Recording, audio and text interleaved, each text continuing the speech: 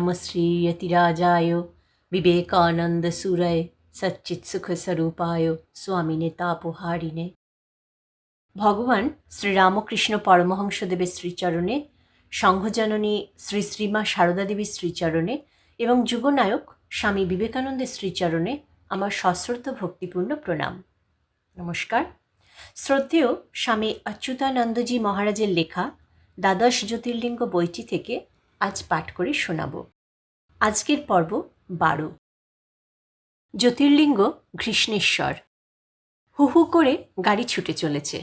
সবুজ গাছপালা আর দূরে পাহাড়ের শ্রেণী দুধারে সরে সরে যাচ্ছে। একজন সাধু ও একজন ভক্তের সঙ্গে চলেছি দ্বাদশ জ্যোতির্লিঙ্গের অন্যতম ঘৃষ্ণেশ্বরের উদ্দেশ্যে। ঔরঙ্গাবাদ থেকে উত্তর পশ্চিম দিকে প্রায় 30 কিলোমিটার দূরে বেরুল গ্রামই বর্তমান শৈবতীর্থ। এর প্রাচীন নাম ইলুপুর। সুন্দর মসৃণ রাস্তা ধরে প্রায় 1 ঘন্টার মধ্যে এসে পৌঁছালাম শিব মন্দিরের সামনে। বিখ্যাত ইলোরা গুহা এখান থেকে মাত্র 1 কিলোমিটার। শীতের দুপুর। গাড়ি থেকে নেমে ডান দিকে বিরাট চত্বরে কিছুক্ষণ দাঁড়িয়ে দেখতে লাগলাম প্রাচীন এই শৈবতীর্থকে। চত্বরের সিঁড়ি ভেঙে ওপরে উঠে সামনেই একটি বেশ বড় কুণ্ড। জল খুব পরিষ্কার নয়, তবুও এটি তীর্থবাড়ি বলে স্পর্শ করলাম।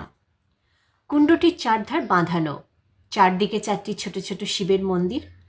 খোঁজ নিয়ে জানলাম অন্যদিন এ সময় মন্দির বন্ধ হয়ে যায়, কিন্তু আজ বিশেষ পর্ব উপলক্ষে বন্ধ হতে একটু দেরি হচ্ছে। শোনামাত্র তাড়াতাড়ি মূল মন্দিরের দিকে এগিয়ে গেলাম। পথে জামা খুলে খালি গায়ে যেতে হলো। নানা দেবদেবীর মূর্তিতে অলঙ্কৃত বিশাল বড় বড় পাথরের থাম ছাদকে ধরে রেখেছে। এটি নাটমন্দির। নাটমন্দির পার হয়ে গর্ভমন্দিরে প্রবেশ করলাম।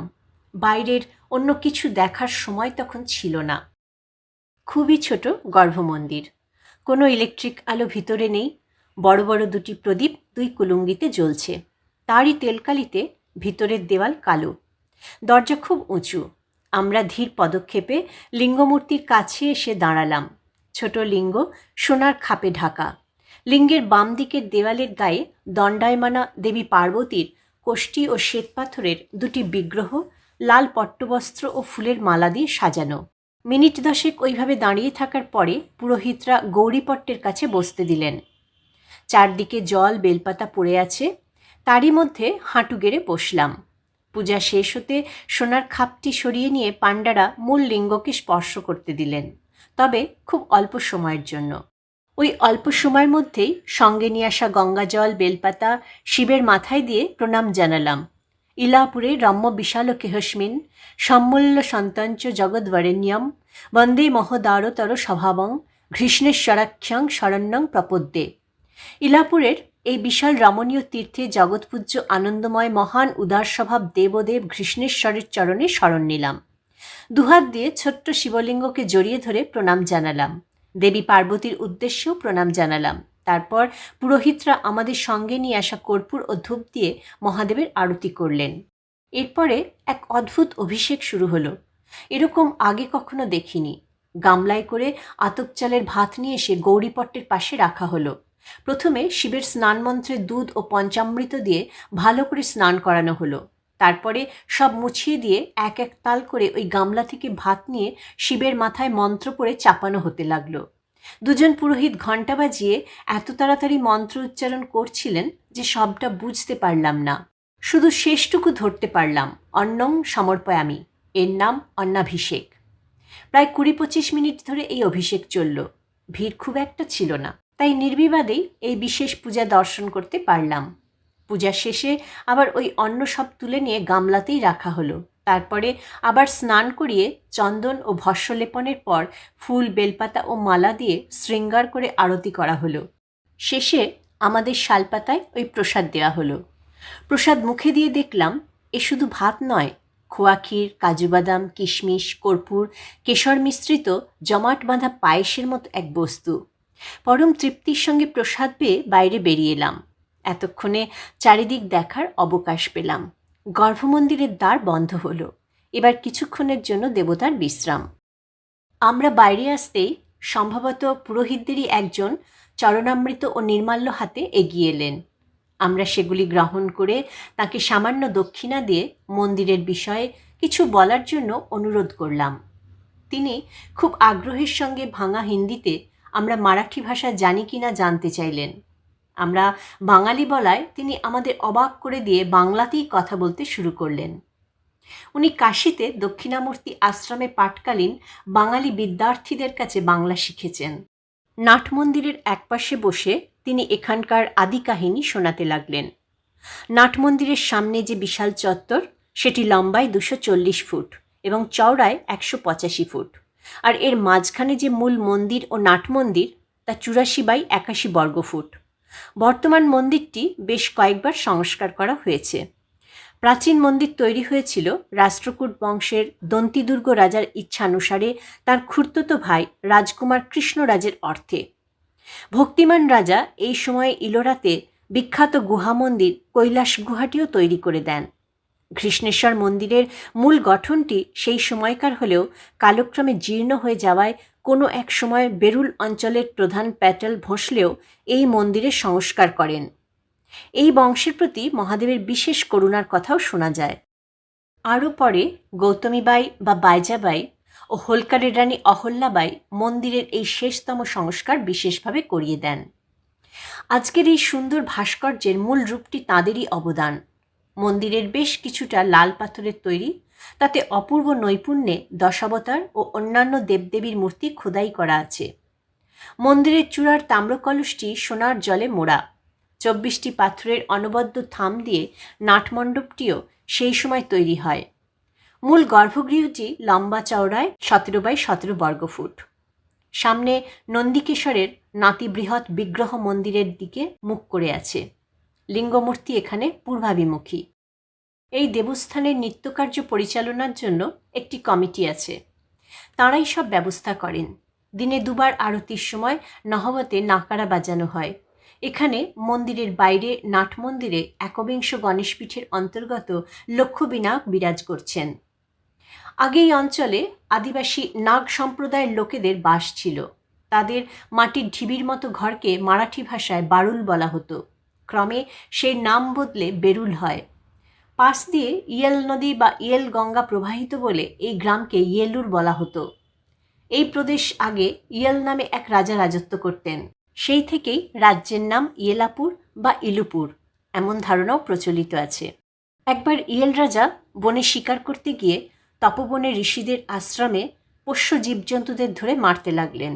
তাতে ঋষিরা কষ্ট পেয়ে রাজাকে অভিশাপ দিলেন, তাঁর সর্বাঙ্গে পোকা হবে। সেই সাপে সারা দেহে কীটের তীব্র দংশনে জর্জরিত রাজা বনে ঘুরতে ঘুরতে ক্ষুধা তৃষ্ণায় কাতর হয়ে শেষে গরুর খুরের চাপে তৈরি এক গর্তে কিছু জল দেখে তাই আকণ্ঠ পান করলেন। তারপরে অদ্ভুত কাণ্ড দেখা গেল, তাঁর সারা শরীর থেকে পোকা বেরিয়ে গিয়েছে। তিনি সম্পূর্ণ নীরোগ ও সুস্থ দেহ লাভ করেছেন। মনে এক অপূর্ব আনন্দ লাভ করে রাজা সেইখানেই তপস্যা করতে আরম্ভ করলেন। তাঁর তপস্যায় প্রসন্ন হয়ে স্বয়ং ব্রহ্মা সেখানে আবির্ভূত হলে রাজা বর প্রার্থনা করেন, এই স্থান আরও বহু মানুষের রোগজ্বালা মুক্তির ক্ষেত্র হোক।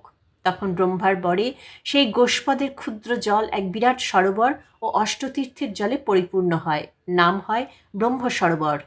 পরে তীর্থেরই নাম হয় শিবালয়। এই শিবালয় নিয়ে অন্য কাহিনীও আছে। একবার দেবী পার্বতী সিঁথিতে কুমকুম ও কেশর লাগানোর জন্য হাতে শিবালয় তীর্থের জল নিয়ে ডলতে থাকেন। তখন এক অদ্ভুত কাণ্ড হয়। দুই হাতের পেছনে সেই কেশর কুমকুম একটি ছোট শিবলিঙ্গের আকার নেয়, আর সেই লিঙ্গ থেকে এক দিব্য জ্যোতি প্রকাশ হতে থাকে। এই অদ্ভুত ঘটনা দেখে দেবী পার্বতী অবাক হয়ে গেলে স্বয়ং মহাদেব বলেন, এই লিঙ্গ অগাধ জলের নিচে পাতালে ছিল। ত্রিশূলের খোঁচায় শিবালয় সরোবরে সেটি এসেছিল। এখন হাতে জলের সঙ্গে সেটি ওপরে উঠে এলো। দেবী পার্বতী সেই দিব্য জ্যোতিকে কুমকুমের লিঙ্গের ওপর রেখে এখানে প্রতিষ্ঠা করলেন এবং এর নাম দিলেন কুমকুমেশ্বর। কিন্তু দেবী দাক্ষায়ণীর হাতের ঘর্ষণে এই লিঙ্গের উদ্ভব বলে এর নাম প্রচারিত হল ঘৃষ্ণেশ্বর। লিঙ্গের আরেক নাম ঘৃষ্মেশ্বর। এই নাম প্রসঙ্গে একটি আবির্ভাব কাহিনী লিঙ্গ পুরাণে পাওয়া যায়। কোনো এক সময় এক পাহাড়ি অঞ্চলে সুধর্মা নামে এক ব্রাহ্মণ বাস করতেন।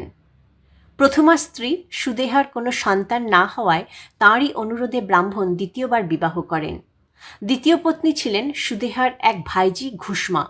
বিবাহের পর ব্রাহ্মণ তাকে বললেন প্রতিদিন 101টি পার্থিব শিবলিঙ্গ তৈরি করে পূজা করতে এবং পূজা শেষে পাশের পুষ্করিণীতে সেগুলি বিসর্জন দিতে।